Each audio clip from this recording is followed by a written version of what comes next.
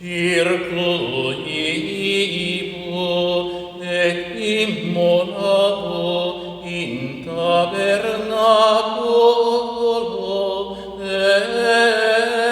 eius ostium jubilationis.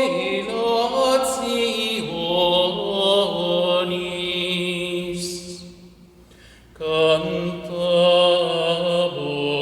et psalmum dicam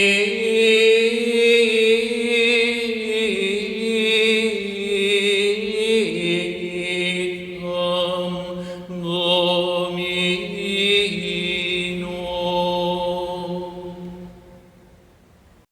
Il testo dell'antifona è semplice. Girerò intorno e immolerò nella sua tenda un sacrificio di gioia. Canterò e dirò un salmo al Signore.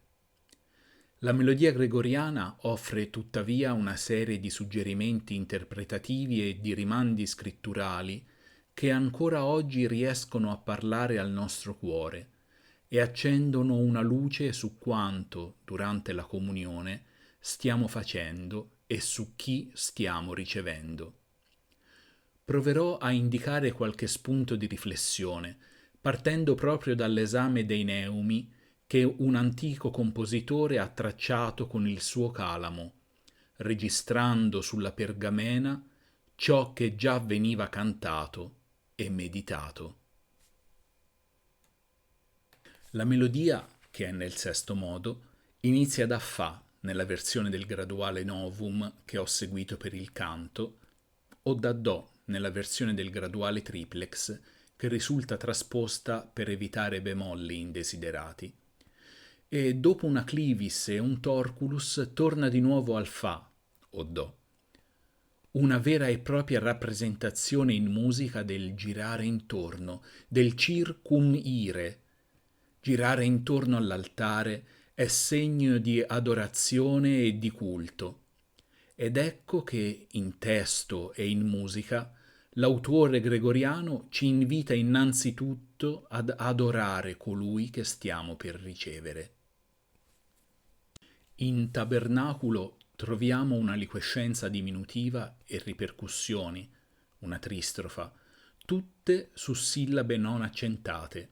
La sillaba d'accento non è trattata in modo speciale se non con il rispetto che è dovuto all'accento principale della parola.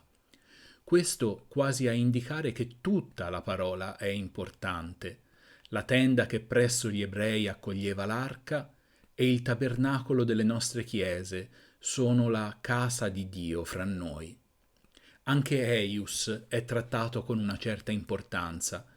Girerò intorno al tuo altare e non ai tanti miei altari e ai tanti miei idoli. Quante volte siamo portati a girare intorno a cose senza importanza, che non ci portano da nessuna parte, e invece proprio lì, davanti al tuo altare, immolerò un sacrificio di lode. Spesso le ripercussioni sono segno del cuore che parla al cuore.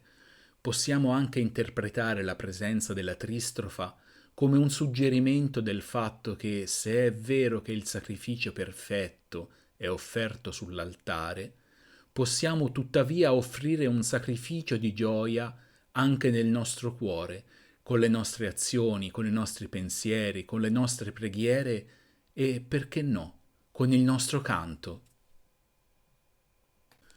Con Ostiam la melodia procede verso l'acuto e quasi il viso del cantore è portato a guardare verso l'alto per agevolare l'emissione sonora e nel contempo a guardare in alto, a contemplare il crocifisso posto sull'altare o l'ostia consacrata che viene sollevata. L'unica vera vittima gradita a Dio, guardando colui che avevano trafitto. Con Jubilationis, invece, la melodia ritorna al grave, a ricordarci che Cristo si è fatto obbediente per noi. Ed è per questo che possiamo gioire, perché Cristo, nostra Pasqua, si è immolato e si è dato a noi come vero cibo e vera bevanda. e infine il desiderio di lodare Dio con salmi, inni e cantici spirituali.